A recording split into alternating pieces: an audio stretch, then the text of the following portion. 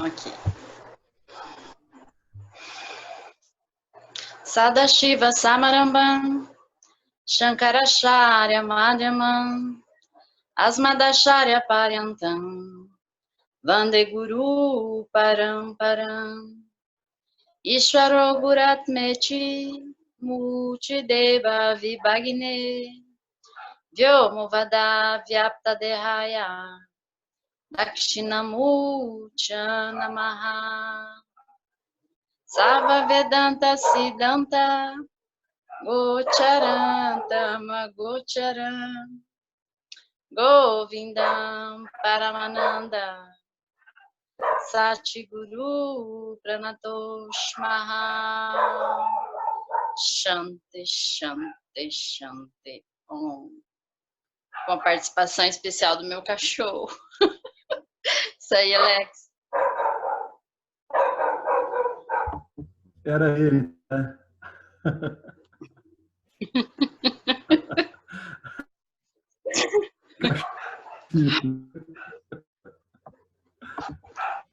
Pessoal, a gente estava aqui no item conhecido como projeção e negação. Tem uma frase inicial aqui que eu tinha deixado passar da última vez. E ela vai logo no começo. Vamos ler de novo o parágrafo. Vamos lá, então. Vê como é que vai ficando, então. Eu estava lendo o seguinte: a projeção e a negação não são realmente pensar, no sentido em que entendemos esse termo. Por quê? Porque quando você fala em pensar, você se toma por um agente que pensa e que, portanto, está ciente dos seus pensamentos. Eu estou pensando tal coisa. Isso quer dizer que eu estou ciente dos pensamentos. Quando a gente usa a palavra pensar, a gente, em geral, usa nesse termo. Entretanto, projeção e negação não são pensar no sentido em que a gente está falando aqui. O que ele está querendo dizer? Que a gente está lidando com movimentos inconscientes. Tá? Nós não estamos cientes, a não ser que sejamos esclarecidos, desses movimentos de projeção e de negação. Essas forças gêmeas, quais? Que forças gêmeas são essas? Rajas, a responsável pela projeção, e tamas, a responsável pela negação, vêm do nível mais profundo de Maya, ou seja, elas vêm do corpo causal e causam sofrimento interminável. Projeção é rajas. Projeção significa que a ignorância coloca um pensamento em sua mente que pode ou não corresponder à realidade de uma dada situação. Então, o que acontece? Você está numa situação, você tem um input sensorial da situação e isso fica no mix com o condicionamento inconsciente. Essa programação, ela joga um pensamento na sua mente, é um movimento completamente involuntário de sua parte, é importante ter isso em mente. O movimento é involuntário, de sua parte, ele é involuntário. E esse pensamento, ele pode ou não corresponder à realidade de uma dada situação. E o que faz tamas? Tamas, que é o poder velador, faz com que você pense que o pensamento é a realidade da situação. É como se tamas fosse a cola. Ela colasse o pensamento na situação e você acredita que esse pensamento é o que você está vendo. É a realidade daquilo pelo qual você está passando. A ignorância corta o seu acesso à fonte. Então, você acha que a projeção é verdadeira, porque é o seu pensamento e aquela situação vai se beneficiar disso. A situação se beneficiar de um pensamento colocado pela ignorância pode ou não ser verdade. Pode ser que você atrapalhe a situação, pode ser que beneficie, pode ser que não acrescente nada. O relevante é que a operação ela é inconsciente. E aí que está o truque. apesar dela ser consciente, o poder velador de Maia, através de tamas, faz você achar que esse pensamento expressa a situação pela qual você está passando. Isso é a base de praticamente todas as confusões que ocorrem nas relações humanas. Funciona desse jeito. Em outras palavras, você, no fundo, não sabe a diferença entre o que você pensa e o que está acontecendo à sua volta. Você não sabe se o que você está pensando, né, não tem a ver com a situação, e você também não sabe se o que você está pensando tem a ver com a situação. Em última instância, o que você, na ignorância, vê são as projeções que você está fazendo e não a situação que se apresenta para você. Todo mundo, no seu dia a dia, pode encontrar essa repetição interminavelmente, lendo textos. Isso, vivendo dentro da Matrix, é isso aí mesmo. É uma Matrix, tá? Que vai jogando esse monte de programas dentro de você. Seja lendo um texto, seja conversando com alguém, seja fazendo necessidades fisiológicas, seja se alimentando, esse sistema funciona ininterruptamente. O que isso quer dizer? Isso quer dizer que você trabalha por inércia. A princípio, você trabalha executando um programa. Entretanto, se houver uma progressiva sativização do seu corpo sutil, se você for realmente educado, entre aspas, pelo entendimento da escritura, você vai deixar de olhar isso como uma coisa sua. E a primeira coisa que você vai entender é que isso é um programa mecânico. Daí a ser alterado é um outro passo. Mas, por enquanto, vamos se deter na identificação desse mecanismo. Que, primeiro, esse mecanismo precisa ser identificado. É a parte que é mais complicada de se começar. Na verdade, ela é simples, especialmente se não é você que está passando pelas situações. É aquilo, né? É fácil ver o problema dos outros. Vem aquela pergunta, né? Vamos supor, então, que a gente está partindo de um nível bem básico. A gente está partindo de um Jiva que está seguindo o seu programa. Aí a gente pergunta nessa situação para o Jiva, esses pensamentos realmente pertencem a você? Parece que sim, mas eles não lhe pertencem. Não lhe pertencem porque são gerados inconscientemente pelo hábito. Mas, já que ninguém, além de você, se identifica com eles, eles se tornam seus pensamentos. Aqui a gente tem um outro problema adicional, que o mundo subjetivo de cada jiva é privado. Ele é privativo. Então, só você, no fundo, é que tem contato com o naipe de pensamentos que habitualmente surgem na sua psique, né? Nenhuma outra pessoa tem contato com isso, a não ser que você fale. Entretanto, falar não vai ser suficiente, porque ao falar você pode cometer vários outros erros também, e a pessoa que está te ouvindo também.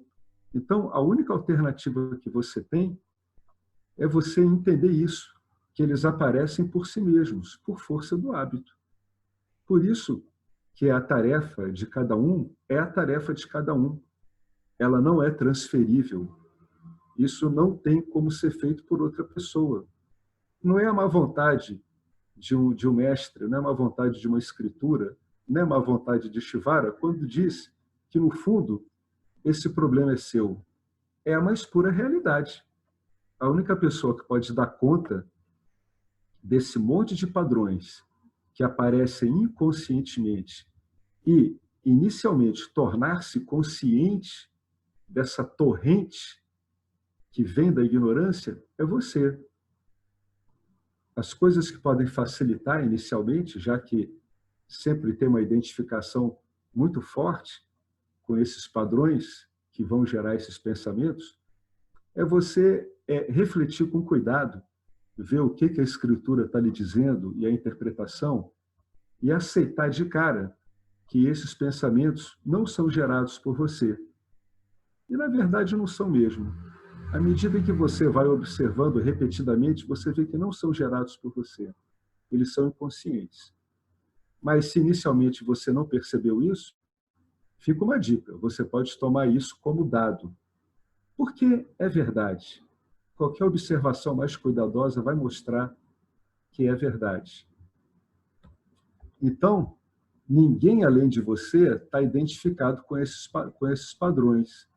E isso acaba fortalecendo tremendamente a ideia de que esses pensamentos, esses padrões circulares são seus.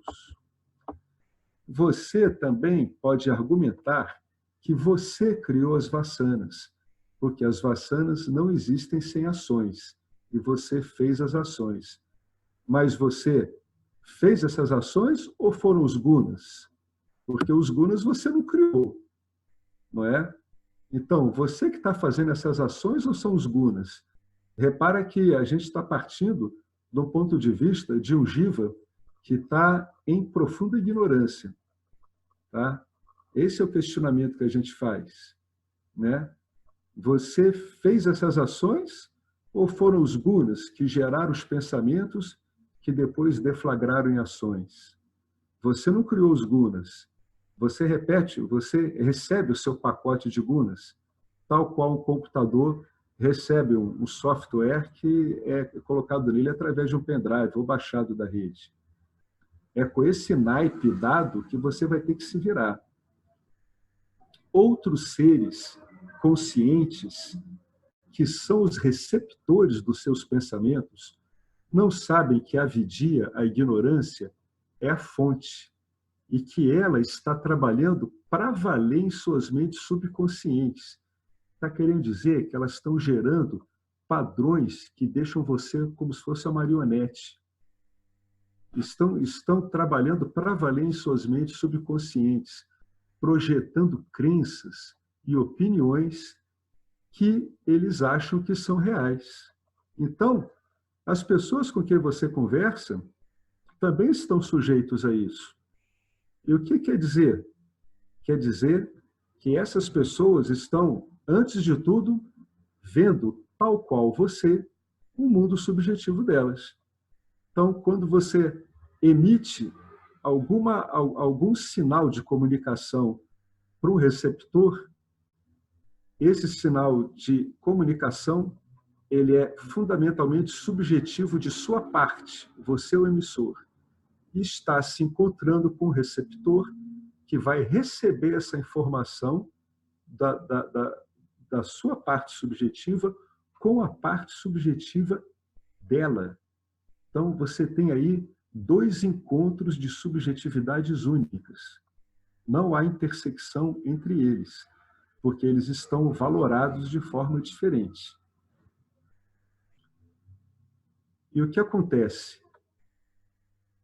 Tal como você, essas mentes subconscientes dos receptores estão sendo manipuladas pela ignorância, por avidia.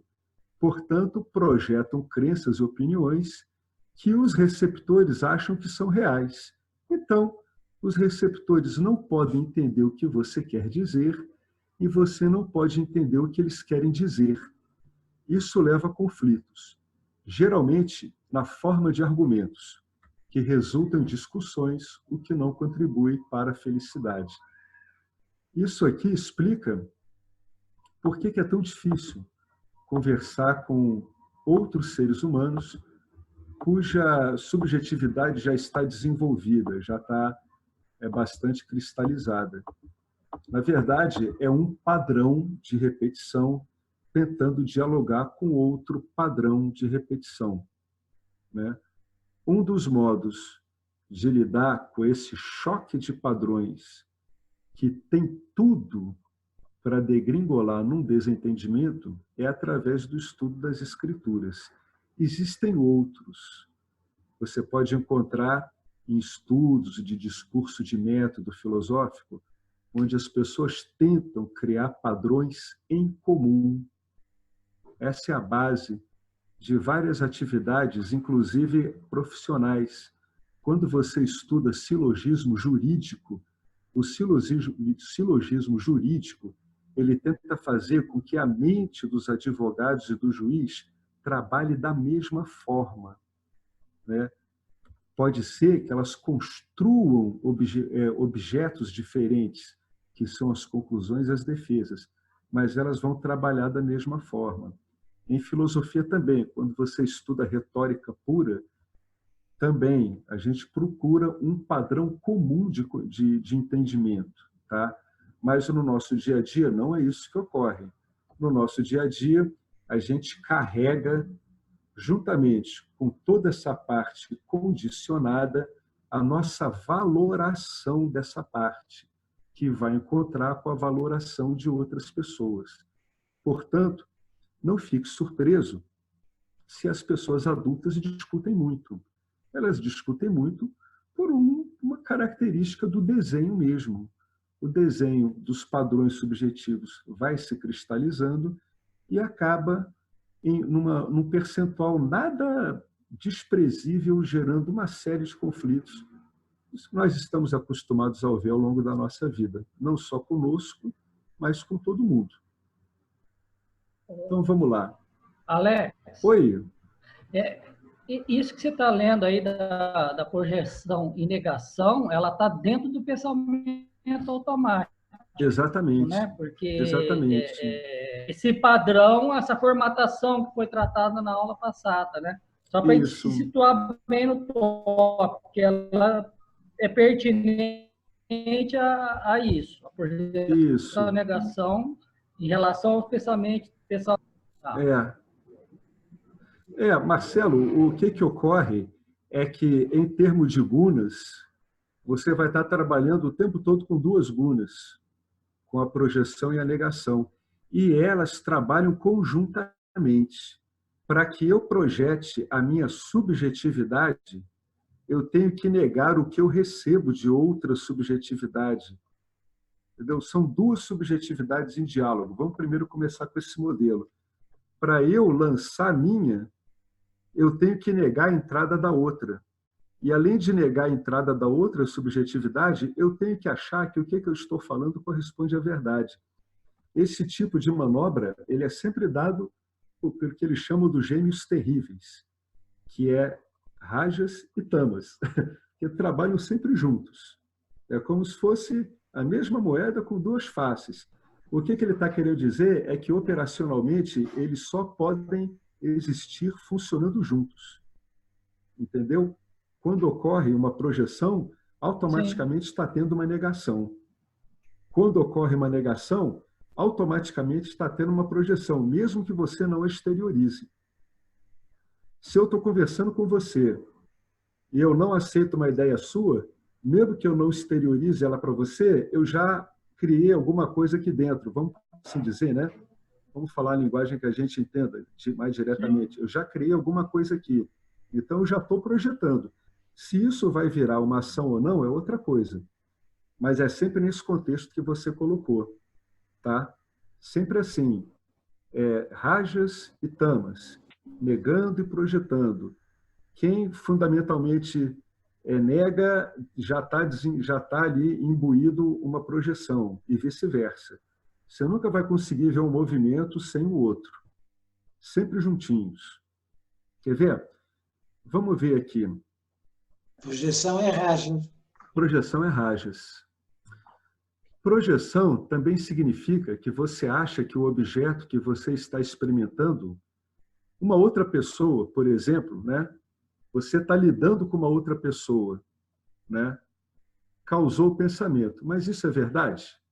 Vamos ler de novo isso. Projeção também significa que você acha que o objeto que você está experimentando, uma outra pessoa, está botando exemplo aqui, que você está se relacionando com outra pessoa. Você pode estar achando que ela causou o pensamento, mas isso é verdade? Vamos lá.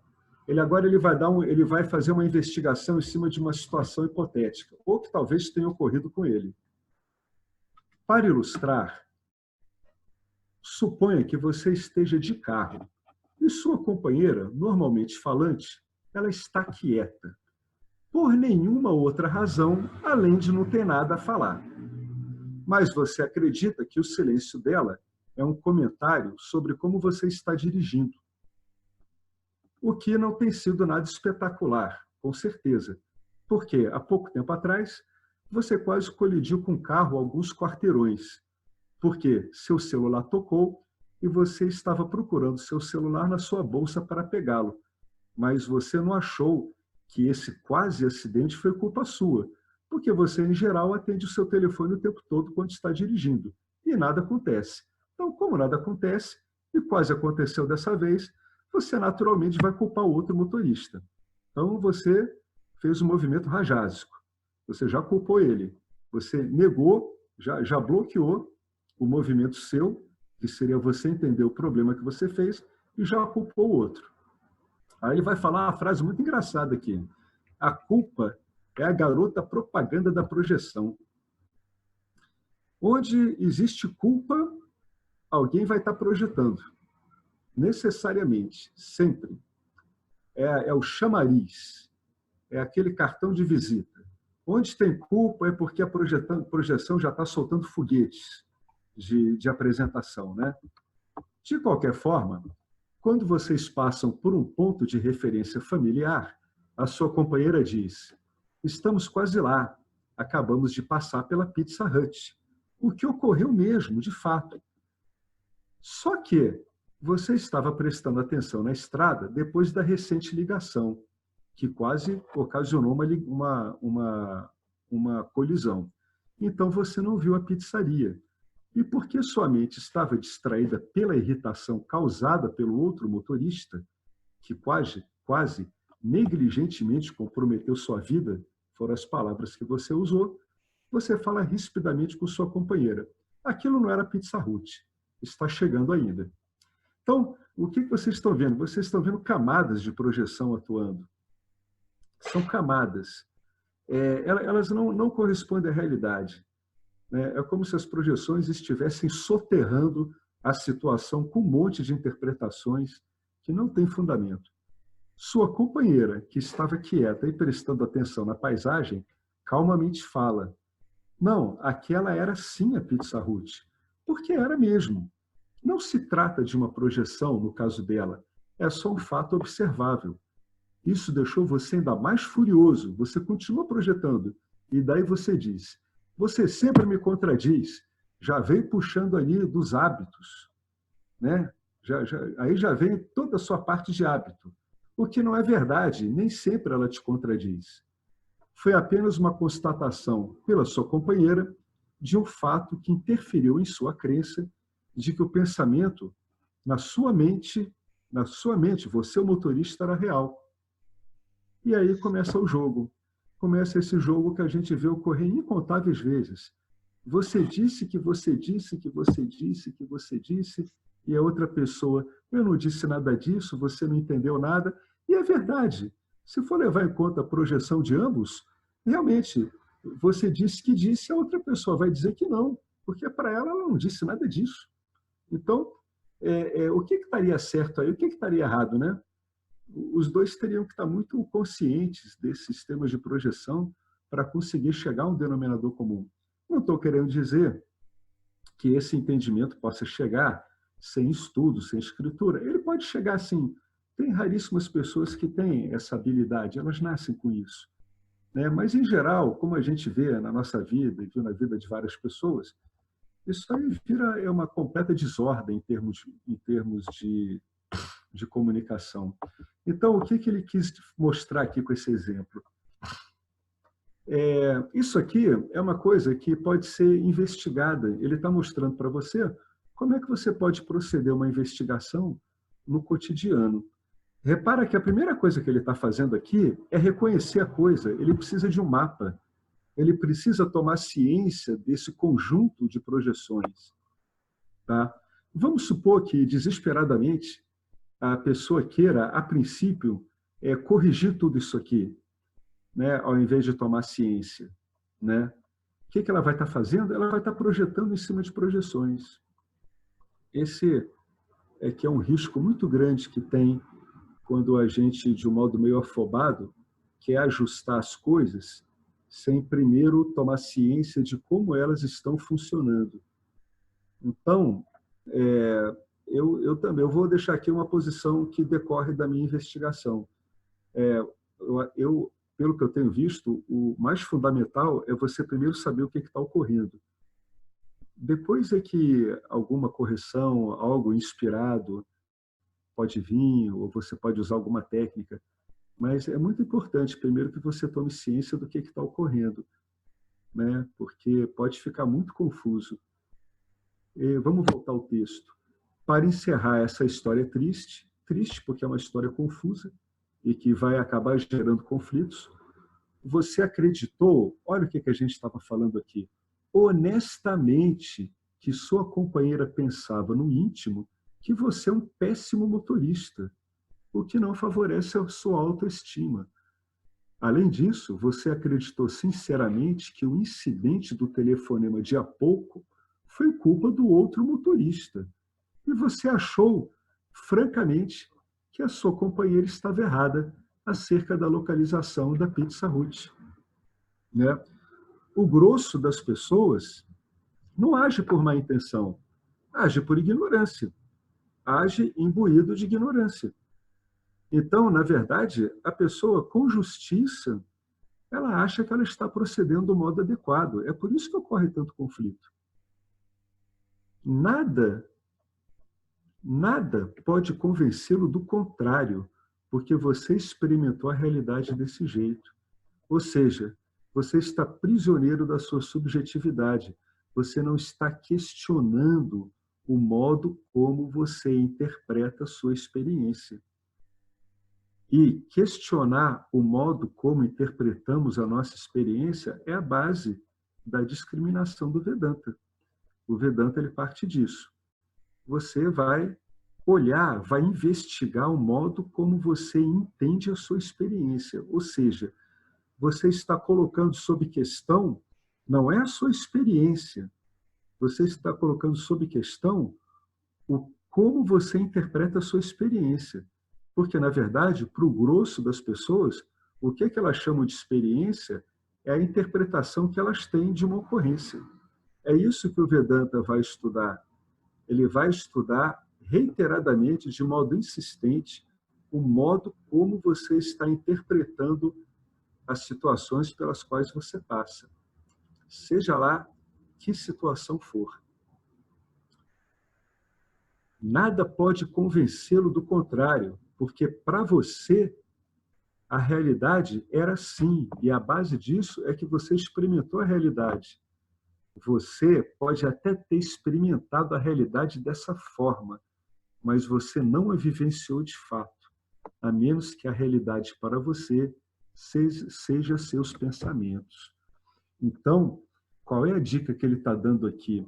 Primeira coisa, olha essa barreira de pensamentos e fica vendo se essa barreira de pensamentos para você realmente tem o status de realidade.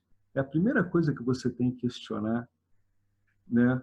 Se a barreira de pensamentos que você está emitindo tem o status de realidade, isso quer dizer que para você esses pensamentos são interpretados como a realidade. Agora o Vedanta ele vai dar alguns pulos atrás, ele vai apontar essa manobra. Ele vai dizer, olha só, você já parou para ver se realmente esses pensamentos que você tem correspondem à realidade? Né? Isso é um movimento de investigação. Você está questionando o modo como você interpreta a realidade. Uma hora vai ficar claro que o que você vai estar questionando o tempo todo é interpretação, é a sua interpretação. Né? Mais exemplos. Vamos lá. Esse aqui é um clássico. Eu, por exemplo, adoro fazer isso. Você culpa os Estados Unidos por todos os problemas do mundo. Se não fosse pela América, o mundo estaria bem. Agora, com sinceridade, quando a gente faz isso, a gente está atribuindo um monte de categorias, que não quer dizer que corresponde à realidade. Né? O que você está chamando de América talvez seja alguns interesses muito poderosos que estão se fazendo passar no imaginário coletivo pelo que você chama de país. Olha que coisa interessante. O fato é que ninguém jamais viu uma América. A América é uma projeção, é um pensamento. É verdade, é isso mesmo. Muitos americanos pensam que a América é o salvador do mundo. Quem está certo? Os que dizem que sim ou os que dizem não? A América era América antes de ser habitada por europeus? Os indígenas achavam que não. Você pode ter ido para a Califórnia, mas você encontrou algum objeto em algum lugar onde estivesse escrito Califórnia, além de uma camiseta em São Francisco, que obviamente é apenas uma coleção de fios de algodão? Olha como é que essas investigações são bacanas, ó. Você viu prédios e pessoas, mas isso se vê em qualquer lugar da Terra. América e Califórnia são projeções, e uma projeção pode ser qualquer coisa que você queira, mas o que você quer e o que a realidade é são duas coisas diversas. É bom saber a diferença. Jamais esqueçam disso. O que eu quero e o que a realidade é são duas coisas diferentes. É bom saber a diferença. Não é interessante brigar para que a diferença assuma, porque, naturalmente, quando você quer alguma coisa, você está projetando. A ideia aqui não é destruir a sua capacidade de projetar, não. Se você é um cara que cria, se você é um pesquisador, se você é um cara que gosta de brincar, conta piadas, escreve romances, a sua capacidade de projeção é fundamental. Ela é crucial para esse tipo de atividade que você faz. Todo problema que a gente tem são as coisas usadas no lugar errado. Se eu projeto e eu tomo a projeção minha, né, que no fundo é o que eu quero, as projeções respondem pelo que eu quero. Tudo isso é um programa que está sendo rodado. As projeções sustentam, embasam e retroalimentam o que eu quero o tempo todo. Se eu tomo isso como realidade, eu estou em péssimos lençóis. Agora, eu posso continuar projetando? Pode. Só que você vai saber que essa projeção não corresponde à realidade. Talvez, com o tempo, a pessoa acabe se cansando de projetar e começa a dar um efeito que ocorre mesmo. A mente vai ficando meio parada. Não é que ela tenha ficado mais vagabunda ou mais lerda, não é nada disso. Ela só está sendo usada cada vez de um modo menos inapropriado. Vocês entendem por que quando uma pessoa ela começa a investigar, a mente dela naturalmente vai ficando meio parada? Não é que ela esteja parada, ela está uma mente disponível. Ela está uma mente menos envolvida com as suas projeções habituais. Portanto, ela está uma mente mais aberta, está uma mente mais clara, está uma mente com maior capacidade de assimilação, inclusive. Quando ocorre sativização da mente, essas coisas vão ocorrendo. A mente fica não muita informação, ela fica mais receptiva, ela já fica muito crítica em relação ao que ela está emitindo como interpretação. Uma vez eu vi um acordado lá da Califórnia, o Adyashanti. Ele não é do Vedanta, ele é do budismo, mas ele falou uma coisa muito engraçada. Ele disse assim: as pessoas acham que eu não converso sobre nada. Não, eu converso sobre tudo, mais até do que antes. Só que eu não levo muito a sério as coisas que eu converso. Por quê? Porque ele sabe que é uma projeção. Entendeu? Não tem problema disso, né? Então, ele conversa sobre qualquer coisa, mas ele já não está agarrado nas projeções que ele emite, né? Ele entende esse default automático que ocorre. Ele sabe que é assim mesmo. Eu acho que a gente falou aspectos aqui muito importantes. A gente falou de dinâmicas de funcionamento, de projeção e de velamento. A gente falou de dinâmicas, né, patrocinadas por rajas e tamas. Se são patrocinadas por rajas e tamas, elas estão vindo de uma área subconsciente sua, elas não estão sob seu controle. Então, esses sistemas não são de sua autoria, né? Isso é mais um aspecto que, quando você vai avaliando, você começa a ver que o funcionamento é impessoal. você achava que era pessoal por uma questão de ignorância. Agora você está vendo que não, que é impessoal.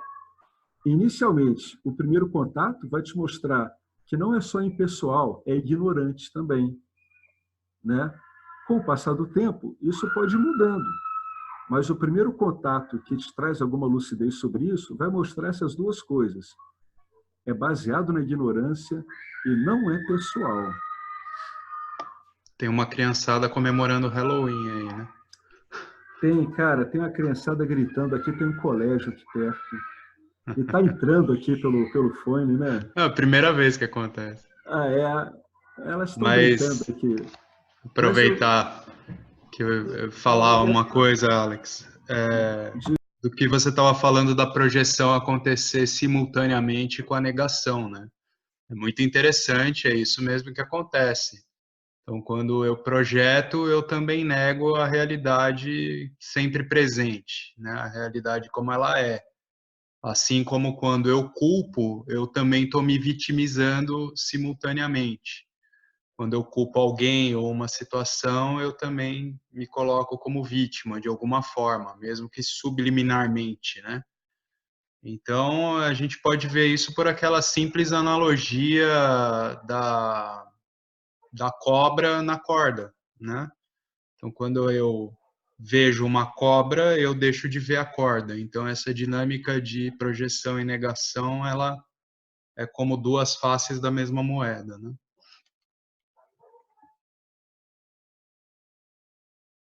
Exatamente. Esse exemplo da cobra, que ela é vista numa corda, na penumbra, ela tem várias interpretações. Tem uma que é muito elegante, né? Que ela diz que a cobra ela foi vista na corda, na penumbra. E na penumbra, né, é quando vai anoitecendo, a gente não enxerga muito bem as coisas, a gente não sabe o que é dia e o que é noite ainda. Então, realmente, é um tipo de luminosidade que dá margem a muitos enganos, né? Tem pessoas que detestam dirigir ao anoitecer, embora dirijam muito bem de noite, né? Esse lusco-fusco, ele estaria, a gente pode interpretar assim, eu já li isso, achei bonito, ele interpreta a ignorância na qual o Jiva trabalha, né? Ele trabalha nessa ignorância. O que a ignorância faz nesse exemplo? Ele não vê o que é uma corda, e ele acaba projetando o quê? Ele acaba projetando um medo dele. Ou ele projeta um medo ou um desejo. Também tem isso, né? Isso é cíclico. Eu projeto um medo ou um desejo. E a gente também sabe que medos e desejos também são as duas faces da mesma moeda. Sim. Onde há um desejo, acompanha o medo. O medo é uma coisa muito tamásica, né? E o desejo é rajásico. Estão vendo como dá para ir reduzindo tudo a essas dinâmicas? Primeiro, você encontra que elas não trabalham sozinhas, né? Justamente porque se trabalhassem sozinhas, talvez não fossem dinâmicas, né? Uma impulsiona a outra. Sempre você vai encontrar essa dinâmica, né? Eu estou com medo, então eu projeto logo um monstro ali onde não tinha, né? Eu estou desejoso, então eu projeto uma possível satisfação que, na realidade, nem sonhe que isso vai ocorrer, né? Por isso que as pessoas dizem, à medida que a vida vai passando, eu vou ficando cheio, vou ficando todo desgostoso, desiludido. Pois é, porque você foi para a vida cheio de ilusões e foi vendo que a coisa não comportava, não era assim. E criou fantasias, né? Agora, tem um comentário aqui dizendo que esse era o grande segredo do Krishnamurti, né? Que nada me importa. Isso é muito comum em muitos acordados, né? Pessoas que despertam. Na verdade, o cara acaba vendo que tudo é um sistema muito impessoal, né? E o que importa para a gente seria aquilo que a gente consideraria pessoal, né? Pode ser, é um modo de expressar isso, mas tem que ser olhado de uma forma cuidadosa, né? Porque o fato de nada importar para uma pessoa que está vendo a realidade não quer dizer que nela não ocorram atos dármicos, atos favoráveis, entendeu? Então, o fato de nada importar não quer dizer que o indivíduo, como Jiva, ele vai ficar algo inoperante, que não tem interesse em nada. Por isso que é sempre muito bom, é uma coisa que é muito chamada a atenção nas aulas de Vedanta, né? esses grupos que a gente faz, é muito importante ter muito cuidado ao apanhar essas frases isoladas e olhar elas com muito carinho, né? Muita dedicação, muito tempo disponível. De fato, as coisas param de ter a importância que tinham, mas também é interessante que você se torna algo assim bem mais proativo, bem mais interessado e uma coisa interessante, bem disponível, né? Porque está menos fechado na sua subjetividade. A gente está encerrando esse trecho aqui. Alguém quer acrescentar alguma coisa? Eu ia falar só mais uma coisa, Alex, que essa historinha que a gente vê tanto, né, da corda e a cobra, ela tem cada elemento dela é muito simbólico, né? Então a penumbra, de fato, representa a luz da consciência associada com Maia, de uma maneira assim que Tamas não velou totalmente, não é a escuridão total. Então é uma gradação em que todas as formas, todas as múltiplas formas dessa projeção de Maia se revelam. E se revela a ignorância também, que faz a gente ver as coisas de maneira distorcida, né? Que faz as projeções quando a mente é muito rajásica. E quando o Tamas vela totalmente, não existe esse problema, né? Porque a autoignorância é total e você está feliz na sua autoignorância. Então, o elemento simbólico desse final de tarde, essa luz do lusco-fusco, né? É esse. Se fosse a luz total também, só a luz da consciência, ela não associada com Maia, ela também não revela forma nenhuma, né? É aquilo que é, simplesmente. Sim, correto. Queria fazer um comentário que eu acho que assim, mais importante, né, de tudo isso que a gente está vendo, é perceber que não tem um você pensando, né? Na verdade, tem uma mente pensando, uma mente projetando. Foi o que eu falei no nosso encontro passado, né? A respeito assim da mente ser muito previsível, né? Porque em psicologia a gente estuda muito esses sistemas mentais. E na projeção, inclusive, veja só, o medo, né? Só trazendo assim a título de curiosidade, existem uns estudos na psicologia, com a associação da antropologia e tudo mais, que vai dizer que a racionalidade, ela evoluiu meio simultânea, meio semelhante com os instintos de autoproteção que a gente tem, né, no corpo. O que isso quer dizer? Que a mente tenta se proteger. E nessa tentativa de autoproteção é que ela projeta e nega a realidade. Então, numa situação de medo, por exemplo, num sequestro, né, tem a tal da síndrome de Estocolmo, a mente, para se retirar daquela situação apavorante, ela pode transformar aquele bandido, sequestrador, numa boa imagem, né? Para que o próprio organismo se sinta um pouco mais protegido diante daquela pessoa e diante daquela situação aflitiva. Num deserto, a pessoa pode ver um oásis, né? Esse exemplo é muito comum. É a mente tentando trazer mais segurança e proteção, mesmo que ilusória, porque sempre é, né? Nesse sentido da projeção e da negação, para aquele organismo. Então, existem essas teorias que vão dizer que esses nossos mecanismos, né? Eles são autoprotetivos. Porque a racionalidade evoluiu, né, ou se desenvolveu mais ou menos pareada com os instintos aí de autoproteção, autopreservação. E aí que na convivência humana, né, tem esse monte de problema na comunicação, no entendimento, porque quando eu faço uma crítica para você, ou quando eu recebo uma crítica, automaticamente o corpo já emite uma reação defensiva. Se você conscientemente não percebe isso, porque muitas vezes a gente percebe já conscientemente que a gente fica assim, meio na defensiva. Mas se você não percebe conscientemente, já teve ali descarga de hormônio, retesamento de músculo, tensão muscular, você meio que já está preparado para defesa, que não seria bem uma defesa, mas uma espécie de ataque, né? Mas assim, você não vai reconhecer que você está atacando a outra pessoa quando você discorda dela. E aí isso a gente pode observar, né, nos nossos relacionamentos diários, até mesmo nas trocas, nos debates, pelas postagens, né? De como essa reatividade se manifesta, de como, né? E que nada disso é da Wanda, do Alex, ou de qualquer outra pessoa. Isso é da mente, é o programinha, são os programinhas rodando, né? E aí, essa importância da gente ver que, fundamentalmente, o que nós somos é realmente consciência. Quando o Vedanta fala, o Jiva é consciência associada a um corpo sutil. Tudo aqui nesse texto que está sendo falado é do corpo sutil, é da mente, que reage assim, aqui, aí, em qualquer lugar. Nós somos, né, enquanto humanos, enquanto corpos, essa estrutura construída, tal como os animais. Então, as formiguinhas estão seguindo um programa, as abelhas estão seguindo outro programa, e os humanos também seguem esse programa enquanto estão dormindo, né?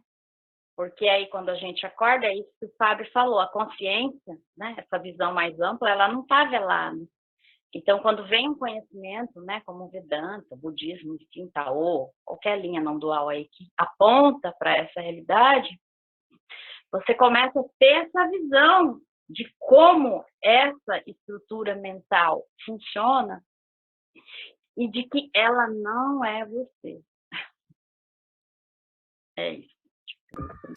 É isso mesmo, Wanda. A gente começa a ver que realmente o Alex, assim, ele é um programa em execução. São programas, né? É um corpo sutil, né? Vivificado por nós, por mim, né? Por todos aqui que são consciência. É um corpo sutil processando vássanas. É isso que está ocorrendo o tempo todo. Processando vássanas, processando estímulos, devolvendo mais vássanas e aí por diante. É isso mesmo. É o primeiro impacto que vai tendo isso, é que você começa a ficar impessoal. Então, o que acontece? Ocorre um distanciamento progressivo entre você e os seus sistemas de pensamento, de sentimento. Não quer dizer que isso não vai até funcionar melhor. Funciona, mas não com aquele engajamento de antes, né? Que acabava te levando para confusões. Né? O Krishnamurti, quando diz que nada lhe interessa, ele se calhar chegou à conclusão que isto é tudo uma ilusão. O que ele chega à ilusão aí? O que nos interessa, Carlos? As coisas nos interessam na medida que nós nos vemos como personalidades, né? Como seres humanos, né? Com desejos, com tudo. À medida que isso vai perdendo a importância, realmente aquilo que interessava não interessa mais, pelo menos não tanto quanto.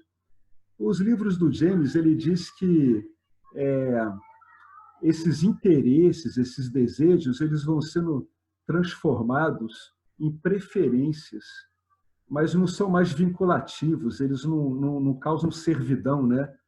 O indivíduo não fica mais servil a uma ideia, não fica mais servil a um sentimento, a uma emoção.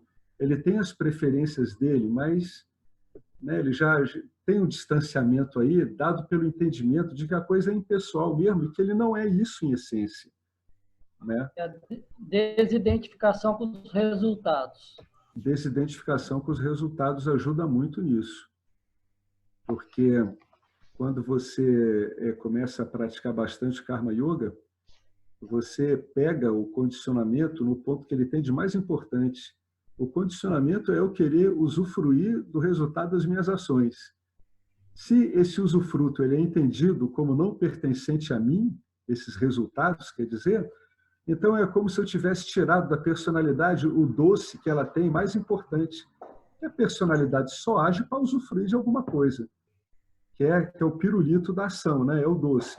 Se você tira esse doce e diz, olha, isso aqui, a decisão disso vem parar na tua mão, não te cabe, aí você começa a disciplinar o seu agir, o seu entendimento, de um modo bastante espontâneo, até bastante natural, à medida que a compreensão vem vindo, né?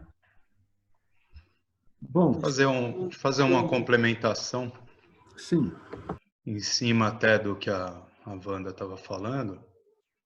Aí a gente tem que ter uma atenção no seguinte: a gente se torna responsável por aquilo que a gente comunica, né? Quando a gente está fazendo uma explanação, quando a gente está expondo uma ideia, e pela maneira como nós mesmos reagimos a qualquer feedback que a gente recebe, né?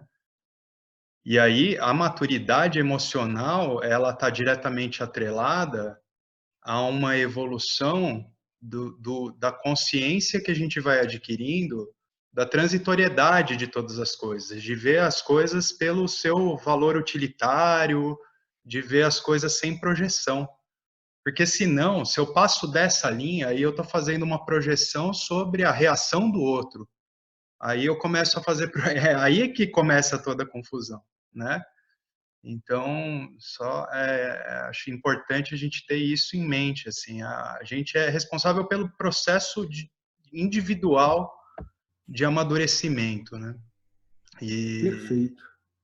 Então, assim, já é tão difícil, quem tem filhos, né, sabe que já é tão difícil a gente, de alguma maneira, ser responsável pelo processo de amadurecimento de uma criança, né?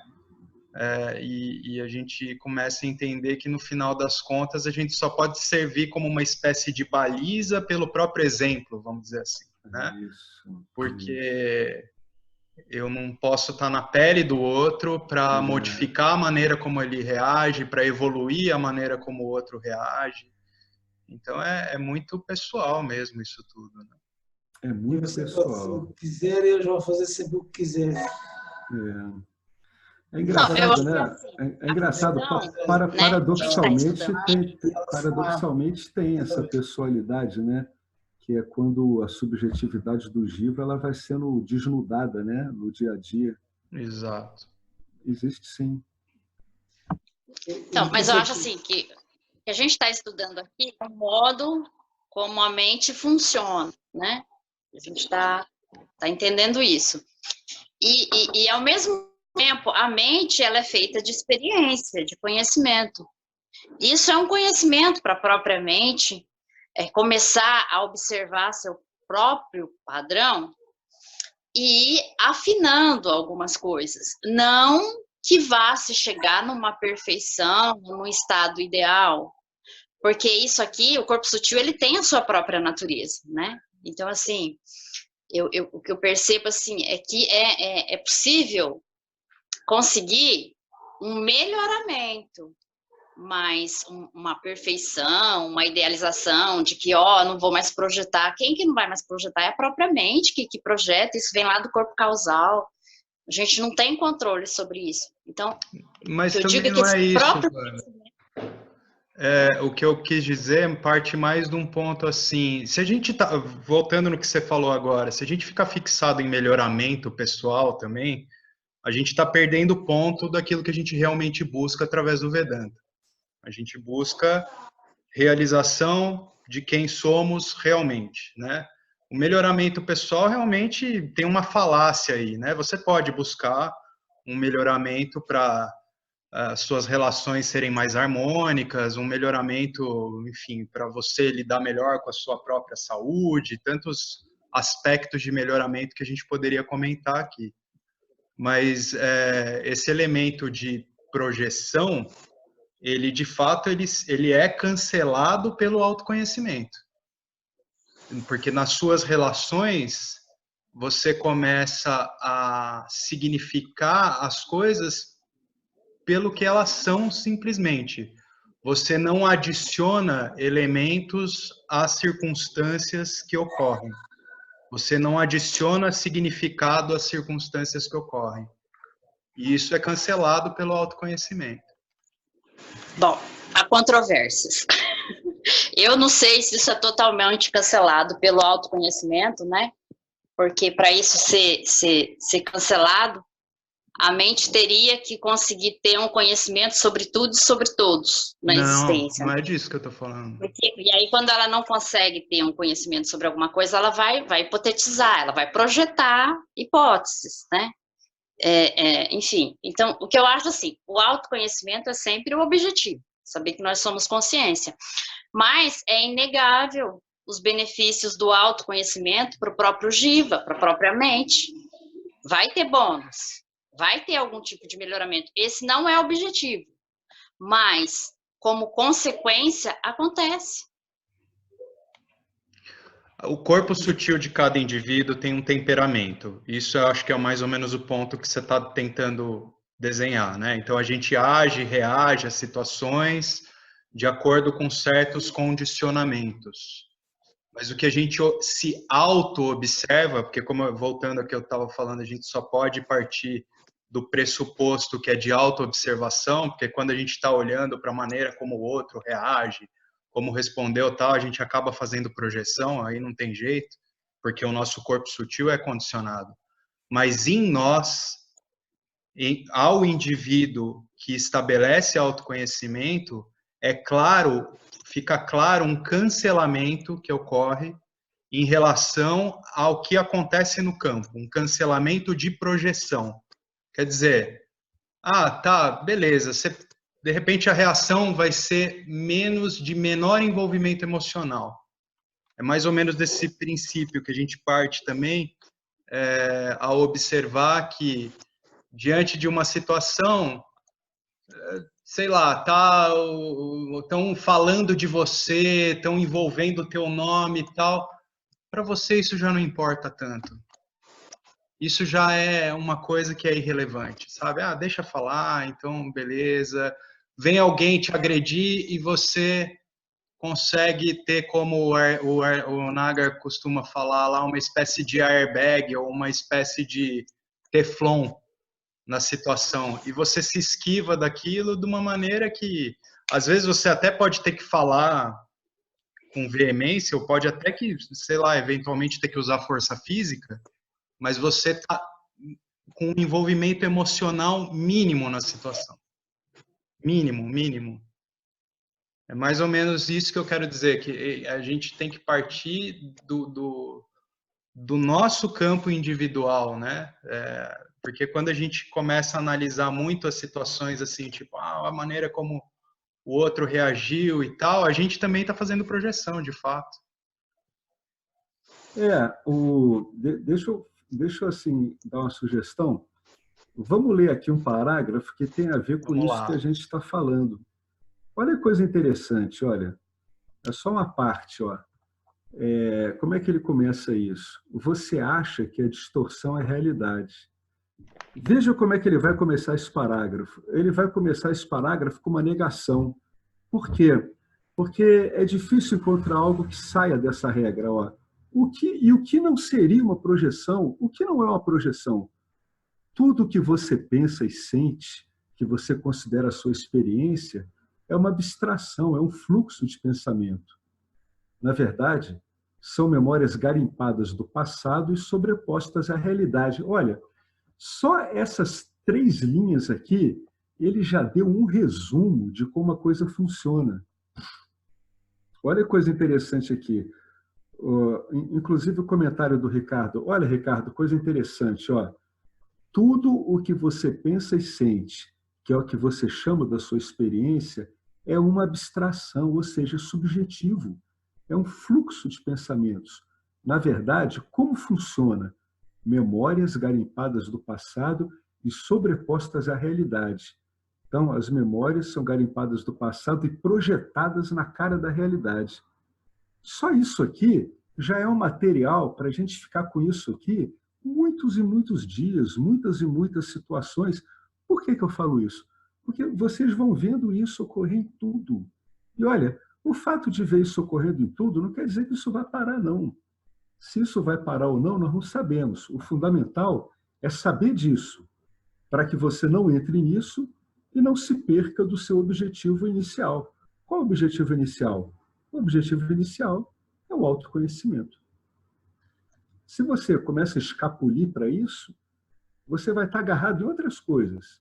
Você vai ficar agarrado a pensamentos vinculativos. E como é que eles funcionam? Pensamentos vinculativos são, em última instância, memórias garimpadas do passado e sobrepostas à realidade. Só esses parágrafos que a gente leu já tem coisas que vocês podem aplicar a tudo, a gente pode aplicar a tudo, porque são generalizações válidas e extremamente eficientes. Elas funcionam o tempo todo. Olha como é que ele diz, como é difícil você dizer em termos de pensamento o que não é uma projeção, ele vai te dizer que praticamente tudo que você entende pela sua experiência é uma projeção. É isso que ele está dizendo. Eu vou ler de novo. E o que não é uma projeção? Tudo que você pensa e sente, sua experiência, é uma abstração, um fluxo de pensamentos. Na verdade, memórias garimpadas do passado e sobrepostas à realidade. Eu vou só fazer um comentário muito engraçado nisso, que o Castanheda, o Carlos Castanheda, tinha um instrutor indígena, um iaque, chamado Dom Juan. E o Dom Juan dizia que o ser humano era uma criatura de inventário. Ou seja, o Dom Juan ele colocava o ser humano uma criatura que fica o tempo todo remexendo os arquivos pessoais dele e reeditando aquilo o tempo todo. Ele dizia, olha, não se iluda, você está cheio de ilusões com as suas projeções. Ser humano a gente chama de criatura de inventário. Está sempre pegando o inventário dele e atualizando o tempo todo. Olha, existe uma realidade material transacional, tá? É aquela projeção primária de Ishvara.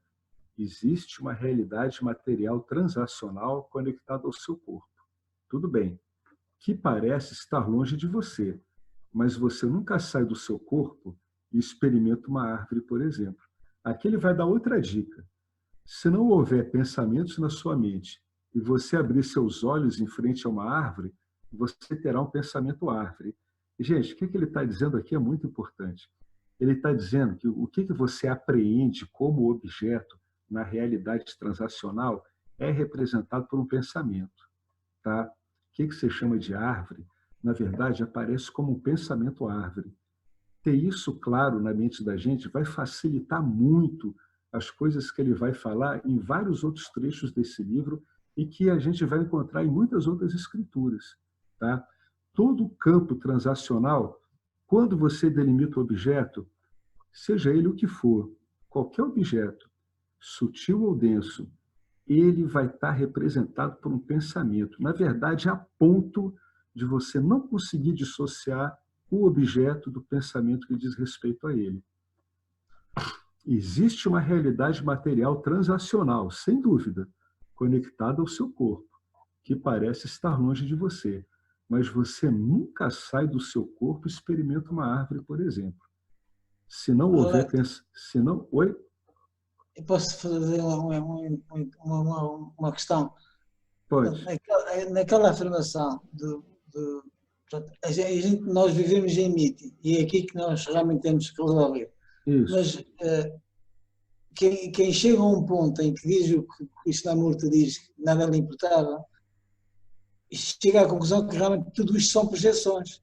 Isso. Então, nada realmente importa. Sim. Chegou a um ponto em que tudo isto é uma projeção, na realidade, a gente quando vê uma coisa vê aqui dentro, mas não vê nada cá fora, quer dizer, é tudo uma projeção dentro da mente, é dentro de um bocadinho de cérebro aqui dentro que há a projeção daquilo que a gente está a ver fora, porque no fim de contas a realidade é uma aparência que a gente tem a ideia que é realidade, mas não existe nada.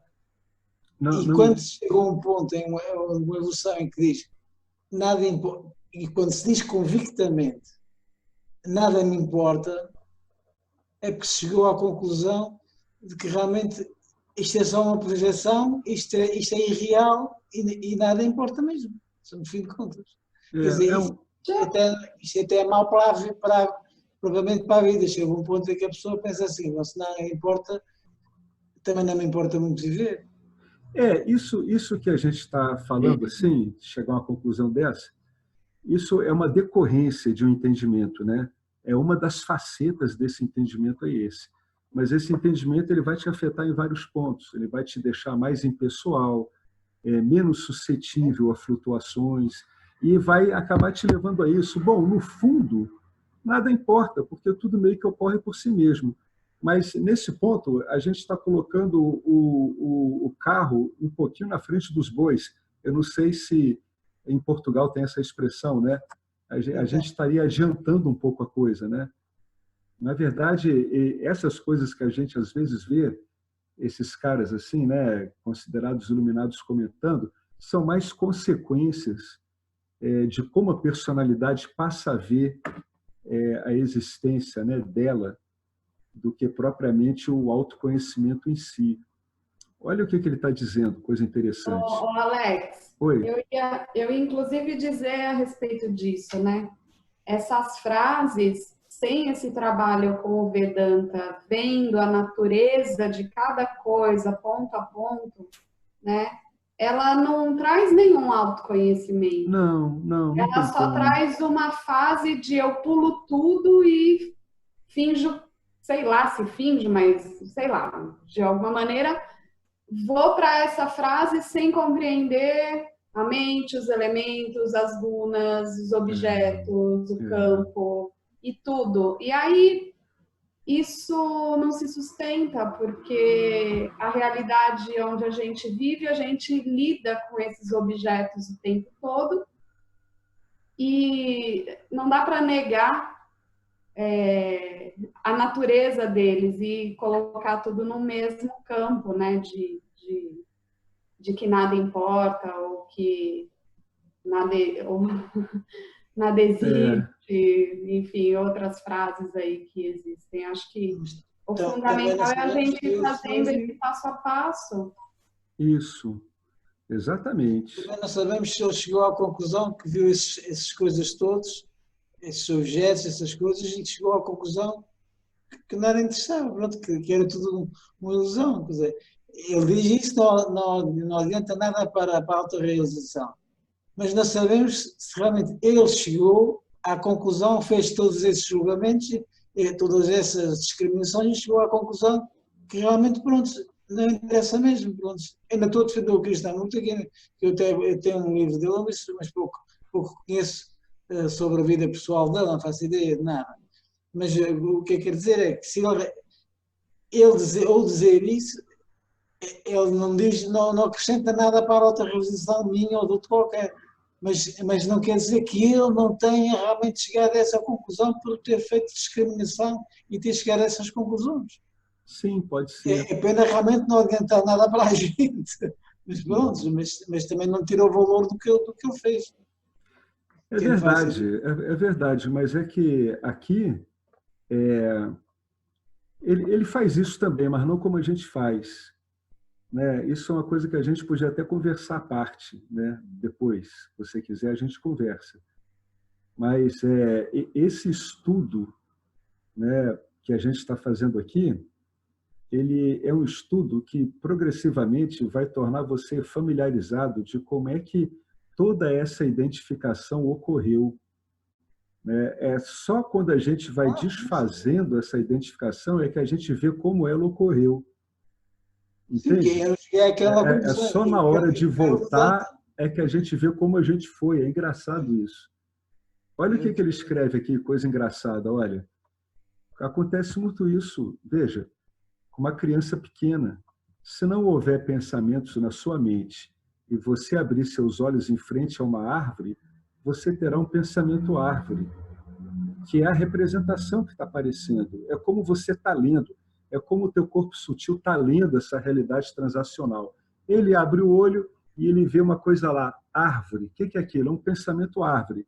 A gente esquece desse pensamento e fica atribuindo uma realidade à árvore em si. Mas, na verdade, está sempre junto, é um pensamento. Esse pensamento não é uma projeção. Olha que coisa interessante. Esse pensamento não tem nada a ver com você. É um pensamento que é fiel ao objeto. O pensamento árvore apenas não significa coisa alguma. Não é uma árvore legal, uma árvore feia. É apenas algo que está realmente lá. não algo que você está colocando lá. Você pode argumentar que seus pensamentos estão de fato também lá, na árvore, e você estaria certo, mas você não tem a mesma relação com eles que você tem com uma árvore. Os seus pensamentos são mais do que um mero estar lá. Eles insinuam algo. Eles insinuam o quê? Uma qualificação. Eles insinuam um atributo que você está dando à árvore. Está vendo? E como é que é isso? Ó? O que eles significam, que é o que está naquela frase anterior, eles insinuam algo. O quê? Isso que eles insinuam é um significado. E o que é isso? É adicionado a eles por rajas, o poder de Maia, de projeção, que impede você de entender que a percepção pura da realidade está, na verdade, distorcida pelo seu pensamento. Você acha que a distorção é a realidade. Olha só, o que ele está querendo dizer aqui é que a experiência em si, sem a sua interpretação, ela não tem valor em si. O valor é dado por você. Você olha uma árvore, tá? Aquilo em si não tem atributo nenhum. É uma representação que serve para você navegar no universo transacional. Se o Carlos está andando na rua, está distraído, está conversando comigo, ele vai se chocar contra uma árvore e eu falo para ele, Carlos, cuidado à árvore, isso basta para ele identificar o problema e sair da árvore. Agora, se eu estou conversando com uma amiga minha e ela vê uma grande beleza em árvores secas e eu acho as árvores secas feias, isso já é um monte de atributos que estão sendo conferidos, né? Eu estou projetando uma feiura da árvore seca e ela está dizendo como uma árvore seca traz a ela enlevo, alegria, o que for, né? Isso é o que ele está querendo dizer, que a experiência em si, o experienciar em si, ele não tem atributos em si. Esses atributos são dados quando rajas trabalham no seu corpo sutil e vai enchendo ele de memórias, atribuições, coisas que você experimentou antes. O que ele faz? Ele joga uma qualificação naquela representação. Aquela representação está ótima. É um pensamento árvore, não tem problema. A coisa está tão boa que eu posso até chamar isso de árvore, em vez de dizer que é um pensamento árvore. De tão eficaz que é. Só que aí eu começo a dizer, é uma árvore feia, é uma árvore desagradável. Nossa, que árvore bonita. Eu só gosto desse tipo de árvore. Está vendo como a gente vai carregando a experiência da gente de valorações? Né? E não esqueça, né, nunca, que a gente não pode esquecer que essas valorações, a gente vai encontrar elas no nosso passado dessa vida mesmo. A gente está usando as memórias que a gente tem para atribuir esse monte de valores, né? Então, o que ele diz? A percepção pura da realidade está, na verdade, distorcida pelo seu pensamento. Você acha que essa distorção é a realidade em si. Portanto, o que você acha é que a realidade é uma coisa que está aí para te desagradar ou agradar. É essa que é a conclusão final.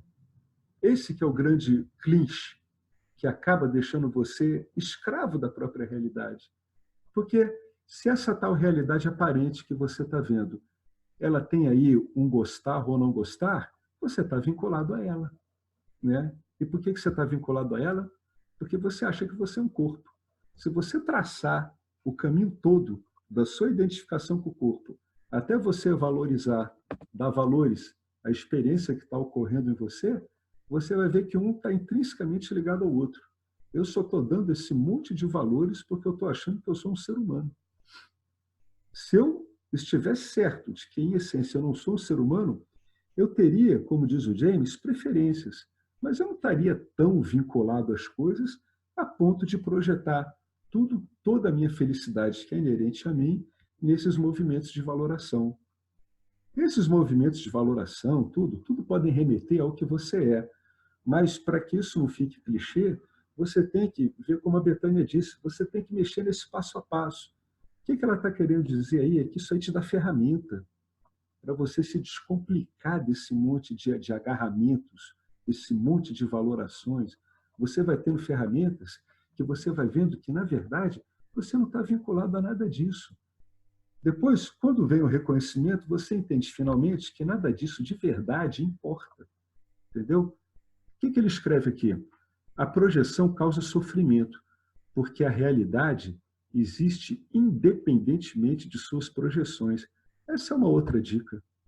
Jamais esquecer isso, que seja lá o que está ocorrendo, não precisa das minhas projeções para ocorrer. Então, quando a realidade exige uma resposta e você responde a partir de suas projeções, você está pedindo problemas emocionais, porque cada situação é nova e exige que você pense com os pés no chão, com entendimento. A realidade precisa do que precisa, e não necessariamente do que você acha que é bom para ela. Se você não der o que a realidade quer, ela vai irritá-lo ou deprimi-lo. Achar que o que aconteceu causou suas emoções é tão somente outra projeção. Pô, olha que outra dica, cara. Ele tá esquadrinhando tudo. Se você acha que você se sente de uma determinada forma porque alguma coisa aconteceu, isso é pura e simplesmente uma outra projeção. A realidade não lida com você dessa forma. Ela simplesmente não se importa com o que você pensa e sente. Ela só é amigável com pessoas maduras. E agora veremos como sair desse problema. Em todo caso, a vida é insatisfatória e você é uma pessoa insatisfeita. Eu ousaria dizer um chato, caso o seu pensamento seja puramente mecânico. Então, olha de novo. Em todo caso, se o seu pensamento for puramente mecânico, a vida é insatisfatória e você é uma pessoa insatisfeita. No entanto, a vida é boa quando você está no controle dos seus pensamentos e é excepcionalmente maravilhosa quando você pensa espontaneamente. Eu vou parar por aqui, que a gente já passou de 9h30, mas eu só quero fazer um comentário muito cuidadoso aqui. Veja bem, quando ele diz você está no controle dos seus pensamentos, ele não está usando essa palavra controle no sentido que a gente acha que é um ser humano ter controle sobre algo. Não. Quando ele diz você está no controle dos seus pensamentos, ele está querendo dizer que você entendeu realmente, no âmbito do que você é, o que é o processo do pensamento. É isso que ele está querendo dizer. O controle, entre aspas, ele não é o controle que a gente entende, ele é um controle que ele vem da compreensão, vem do entendimento, ele vem da repetida investigação, comprovação da veracidade dessas escrituras nas nossas vidas cotidianas, né? Então, veja bem, você está no controle dos seus pensamentos. A gente vai ver o que isso aqui quer dizer em detalhe. E ela é excepcionalmente maravilhosa quando você pensa espontaneamente. A gente vai ver isso aqui também. Não é um pensar espontâneo, não está ligado a esse monte de explosões que as pessoas espontâneas têm. Ah, então eu sou uma pessoa muito espontânea. Não. Uma pessoa que tem esse monte de explosão, ela está condicionada pela torrente emocional nela que toma o lugar do pensamento.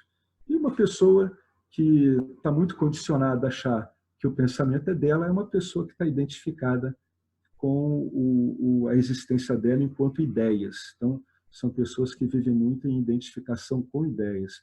Tanto as pessoas que vivem em identificação com ideias, quanto as que vivem com identificação com emoções, ou, que é mais provável, o mix dela, estão ambas condicionadas. E, na semana que vem, vamos ver como é que o James vai apontando como sair desse tipo de problema, que é esse vínculo com esses objetos sutis, que, no fundo, é o que todos essa interação com esse ambiente transacional causa. Ele propicia, ele causa, ele apoia, ele retroalimenta uma torrente de objetos sutis que acabam confundindo e obnubilando o bom funcionamento do corpo sutil. Então, eu proponho... Alex, eu só queria fazer um comentário assim, para enriquecer um pouco mais, né? Aqui a gente fala tanto de pensamento, né? Mas dificilmente a gente se questiona assim, o que é um pensamento.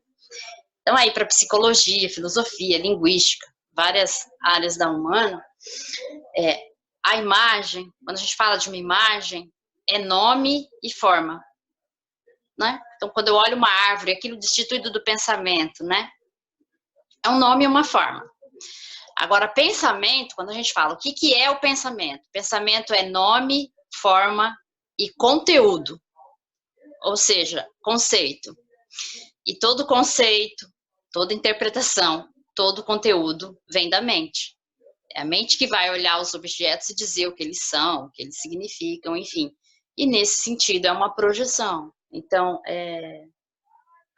só para reforçar aquele parágrafo lá que ele fala, né? Quando ele pergunta o que não é uma projeção, né? Só para deixar claro, Isso. todo pensamento, todo o conteúdo do pensamento é uma interpretação da realidade. Sim, com certeza. Era isso. Com certeza. Fazer um acréscimo também sobre esse mesmo trecho.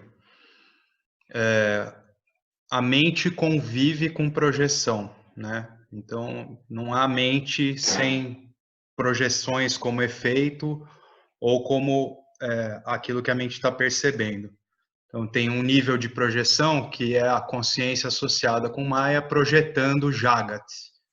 E a mente é o aparato que vai assimilar todos esses nomes, formas. Essas múltiplas formas que testemunhamos, inclusive as mais sutis, como sensações, emoções e tal. E aí, quando a gente fala em emoções, aí a gente já entra no campo da subjetividade. Porque a mente testemunhando as projeções, ela não é um problema. Ela se problematiza quando ela, por exemplo, olhando para o pensamento árvore, ela vincula com uma vassana, porque na infância caiu de cima de uma árvore. E aí já fala, eu não gosto de árvore. Eu tô tomando num copinho que nem esse aqui, que parece copo de boteco, aí lembra que uma vez foi num boteco, copo sujo, viu uma mosca no fundo do copo, a pessoa vai te dar um copo de água nesse tipo de copo, você fala, não, nesse copo eu não quero. É assim mesmo. Né? É assim mesmo. Então a gente cria esse mecanismo karma vassanas, e é aí que a gente problematiza a mente.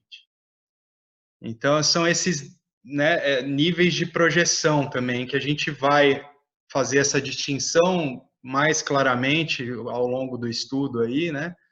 Mas a gente tem as coisas como elas são projetadas, sem a gente precisar adicionar, né? Isso é um copo, aquilo é uma árvore, pronto, isso não te gera nenhum problema. O problema é quando você já problematizou na sua mente o vincular desse nome e forma, desse objeto que você testemunha, com algum condicionamento pregresso. É exatamente isso, é isso mesmo. Então, a gente está sempre carregando, né, as coisas que nos causam problemas com memórias. Esse é o resumo, né? Quanto mais saturado de memória, mais você vai carregar essas projeções com um monte de significados, né? Os tais conteúdos que a Vânia falou. Esses aí que geram problema. Não tem problema de ocorrer projeções, né? Mas essas vinculativas, elas acabam cristalizando, né? E virando um obstáculo mesmo. Bom. Eu coloquei ali uma frase, né? Porque nessa frase que está aqui, ó, escrita assim, o que eles significam é adicionado a eles por rajas, que é a última da página 41. O poder de Maya de projetar e encobrir a realidade, que impede você de entender que a percepção pura da realidade está, na verdade, distorcida pelo seu pensamento, e aí você acha que a distorção é a realidade. Essa frase que eu quis dizer que é a parte que o Fábio estava dizendo quando se projeta rajas, né? E quando a gente está no autoconhecimento, que essa projeção ela não é mais distorcida e ela traz a realidade. E aí ela não passa a ser não passa a ser controlada, não é controlada por rajas, mas vinculada. Oi? Vinculada. Isso, sendo vinculada a rajas, e sim vincula-se esse autoconhecimento a sátiva, e aí acaba a distorção.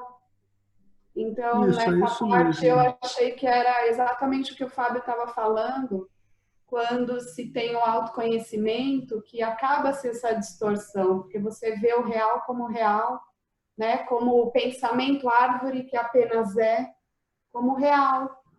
E aí acaba essa distorção. A emoção como uma emoção, sabendo que é aquele objeto. E até mesmo um pensamento de alguém, como um pensamento. E o autoconhecimento propicia, então, essa não vinculação da projeção mais na realidade, distorcendo.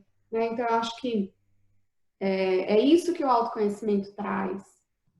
Foi o que eu entendi com esse...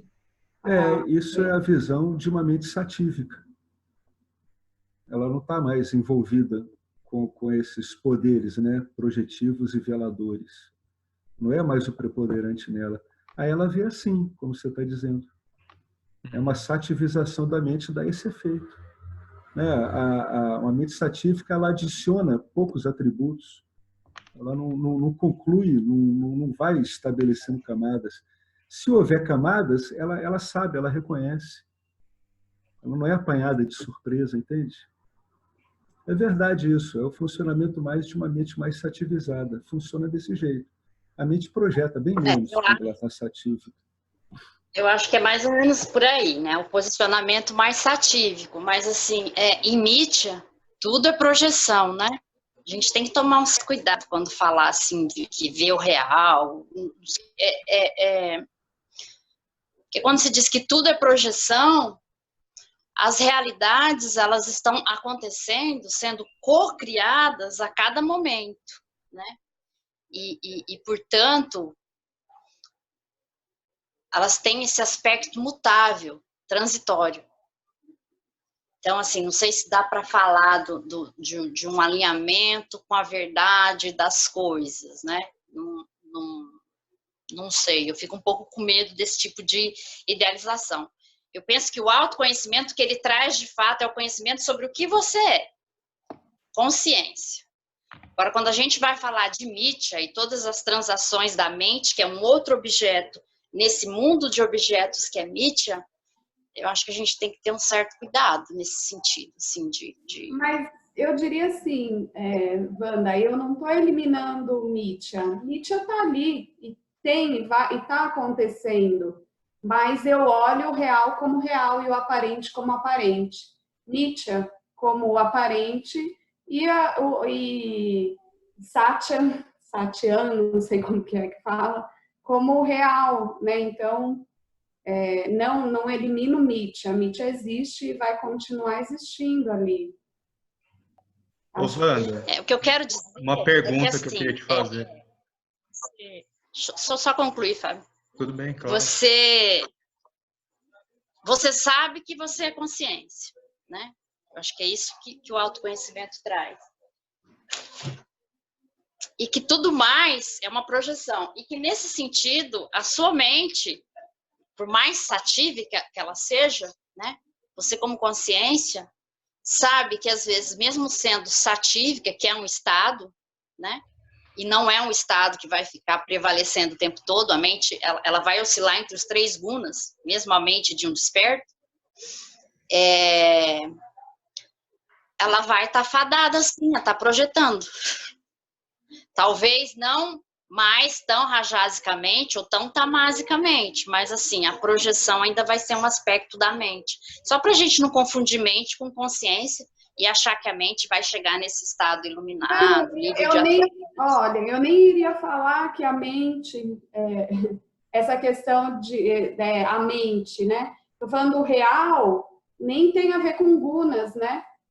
O real é além dos gunas. Eu posso estar com uma mente em algum momento rajásica, mas aí, mesmo assim, se eu tenho autoconhecimento estabelecido com essa mente rajásica, eu posso ver também a realidade como realidade, que tudo é consciência, não do nível de tudo é consciência porque eu adquiri isso, porque eu cheguei já estou na conclusão, mas porque eu fui fazendo o discernimento do que é e do que não é no decorrer de, sei lá, quantos 30 anos que eu vou ficar aí no Vedanta. Estou pensando nisso, assim, né? Não sei se eu estou errada. Fábio, por favor, Alex. Não, enfim, o que eu ia perguntar para a Wanda, que na tua explanação, Wanda, você falou a seguinte frase, as realidades estão constantemente sendo co-criadas. E eu queria, por favor, entender o que você quer dizer com isso. Por exemplo, quando a gente está aqui, eu e você, discutindo sobre esse tema, né? Eu estou apresentando uma visão que vem das minhas próprias projeções mentais. Sempre é experiência, sempre é conhecimento. A mente vai falar a partir daí, dos conhecimentos que ela tem. Você está expressando nessa mesma linha, a partir da sua mente. Portanto, dessas duas projeções, sai alguma coisa nova, que não foi nem o que eu falei, nem o que você falou. Então, as realidades, elas estão acontecendo a todo momento. Amanhã a gente pode sentar e discutir isso novamente e chegar em outro posicionamento. Então, não tem um aspecto real que a gente pode pegar aqui em Nietzsche. A única coisa real aqui, de fato, inquestionável, é que nós temos consciência. O resto, tudo, sempre vai ser ponto de vista, conceitos, enfim, projeções. Algumas mais alinhadas com esse entendimento real, verdadeiro, de que a consciência é sátia, é imutável, e de que Nietzsche é transitória, é mutável, portanto, um campo feito de projeções. O resto, a gente tentando afinar essa mente para entender como ela trabalha, como ela opera, mas não tem uma realidade para ser pega aqui. A única realidade que existe é que nós somos conscientes. O resto está aí, se configurando, mudando, acontecendo, fluindo o tempo todo. Mas é justamente o que a gente está dizendo, não tem uma realidade substancial. E por isso que eu quis trazer essa distinção do que você está chamando de projeção também da mente, Wanda, porque uma coisa é aquilo que é uma projeção de uma realidade que a gente testemunha consensualmente. Então, se nós dois estamos no mesmo campo observando uma árvore, nem eu nem você pode negar que aquilo é uma árvore. O entendimento que cada um tem de árvore e os vínculos que os nossos condicionamentos podem ter com essa árvore, aí sim se trata de uma projeção que é subjetiva. Essa projeção subjetiva, ela tende a ser cancelada não no sentido de que você vai deixar de ter a memória do condicionamento que você tem associado com aquele objeto, árvore específico, mas no sentido de que isso não importa mais. É só isso. Entende?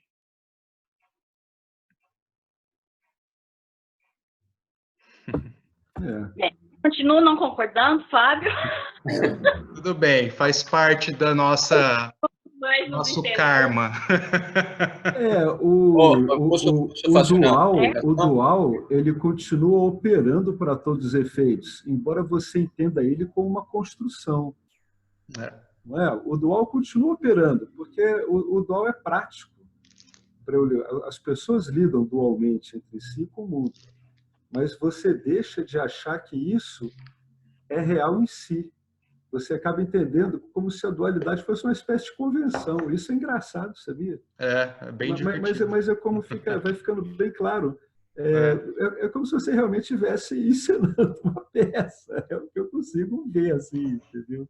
A peça da dualidade. Você sabe que é uma peça, mas você ensina também. Sabendo que está ensinando. Vestindo uma fantasia. É um papel. O Alex? Diga, Henrique. Primeiro, eu queria pedir desculpa pela frase, que a vezes sempre coloco uma frase que dá problema. Nessa frase de Krishnamurti eu coloquei aí, deu uma confusão. Foi você, né? Eu devia ter suspeitado. Bom, eu vou ficar calado daqui para frente, não vou ficar mais nada. Eu devia ter suspeitado que essa coisa de sua autoria. Eu acho que eu coloquei, eu acho o seguinte, não é que essa frase vai trazer algo, não. É uma frase de uma pessoa que acho que é um consenso entre todos, imagina. Pessoa que despertou. É uma constatação de uma pessoa que despertou. Não cabe, acho, trazer isso para um tipo de, como se diz, eu acho, de dizer se ele aporta algo, ou conhecimento, não aporta nada. É uma pessoa que chegou a um estágio que eu não estou, não sei se vocês, eu não estou. E, de repente, opinar sobre uma pessoa que chegou a um estágio que eu acho que chegou, também, não sei, e tem uma frase, bom, uma frase dele, e pronto, acabou. Essa é uma questão que eu queria deixar claro, né? De que ele traz ou não traz, aporta, não aporta conhecimento, isso já simplesmente foi esse meu intuito, né? Agora, respeito a esse negócio da percepção, certamente você está falando uma questão subjetiva, mas falando objetivamente, o cérebro é uma máquina de palpites, tá? É uma máquina de palpites, ele só dá palpites. Tem inúmeros experimentos, trabalhos que mostram que a gente o que vê é uma interpretação constante da realidade, né? Ou seja, em base a várias coisas, até porque a gente não tem contato com todo o que está lá fora. Por exemplo, não temos contato, nós não vemos infravermelho. Por exemplo, nós não escutamos por 15.000 de baixo decibéis, que o cachorro escuta. O infravermelho, uma cobra, um réptil vê. Ou seja, temos uma percepção objetiva da realidade muito limitada. Recebemos 4.000 bits por segundo e só processamos 20% do que recebemos, né? Essa é uma questão objetiva que eu queria deixar, né? Que também eu acho que isso traz uma subjetividade, né? Que acho que impacta na subjetividade, né? Da interpretação. Objetivamente, é isso o que acontece. A gente tem um contato muito precário, digamos, limitado com o que é real. O que está acontecendo lá fora, a gente é algo completamente, como se diz, repito, a mente é um palpite, dá palpite o tempo todo, o tempo todo.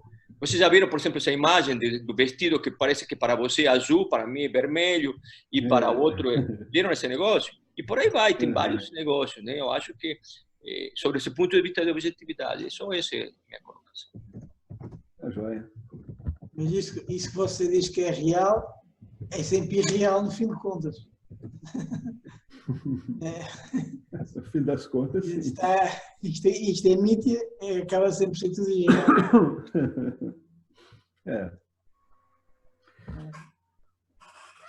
Bons apartes aí. É pena a gente, desculpa, é pena a gente realmente ter só uma percepção pequenina da realidade, daquilo que a gente acha que é a realidade, que a gente vê só entre um certo, entre o vermelho e o azul, e há mais além, e há mais aquém, e houve só até 2.000 ou não sei quantos, ou 12.000 ou sequer, e os cães já vão muito mais do que nós. Mas mesmo assim, Ishwara pôs-nos aqui com essas limitações, e é com essas limitações que a gente tem que funcionar, e que temos que resolver os nossos problemas, e para mim, apesar daquela frase que eu acho muito bem do Krishnamurti, que ele dizer que nada lhe interessa, e é como diz a Betânia, e tem pena que realmente ele tenha só escrito aquilo e ele não disse mais nada, mas isso não impede que ele não tenha chegado a essa conclusão porque andou a fazer discriminação. Mas para mim o Vedanta é importante porque eu não sou capaz de dizer não, nada me interessa. Portanto, para mim o Vedanta é importante. É importante esse discernimento, essa discriminação, que isto é assim, porque e pensar, pronto, para mim isso é uma coisa importante. Apesar da limitação da gente ter só um bocadinho e já termos chegado à conclusão que a realidade subjetiva que a gente vê, afinal há outros que a veem mais do que nós. Os cães ouvem melhor, os não sei quantos veem melhor, será, etc. Mas a gente tem só esse bocadinho, pronto, temos que ver com isso. É isso aí, vamos então tocar em frente, porque o autoconhecimento ele é destinado aos jivas humanos, e nós, jivas humanos, temos esse equipamento que temos. É para esse equipamento que esse conhecimento é destinado, né? É isso aí mesmo, eu concordo também. vamos partir do que temos, porque o conhecimento é voltado para isso, para o que temos. Certo? Então, vamos encerrar? Vamos lá. Alguém quer colocar mais alguma questão? Foi muito bom mas já ouvi a aula até o todo, foi ótimo. Pronto. É muito tempo sem aula, então todo mundo tá... Não teve sábado, não teve terça, né? Começo a ouvir o resto da história, ouço a gravação, mas não posso dizer nada, porque não me serve nada a dizer para a televisão, porque até lá ninguém ouviu. Hoje foi bom, ouvi tudo até ao fim. Pronto, foi bom. Purnamadá, então? Vamos fazer Purnamadá. Purnamidemos, como diz o Alex. Isso. Om Purnamada Purnamidam Purnamudachyate Purnasya Purnamadaya Purnamevavashishyate. Om Shanti Shanti Shanti. Boa noite a todos. Muito obrigado. Boa noite. Muito boa aula. Obrigado, Alex. Foi excelente hoje. Muito obrigado. Até a próxima. Obrigado. Cancelar a gravação.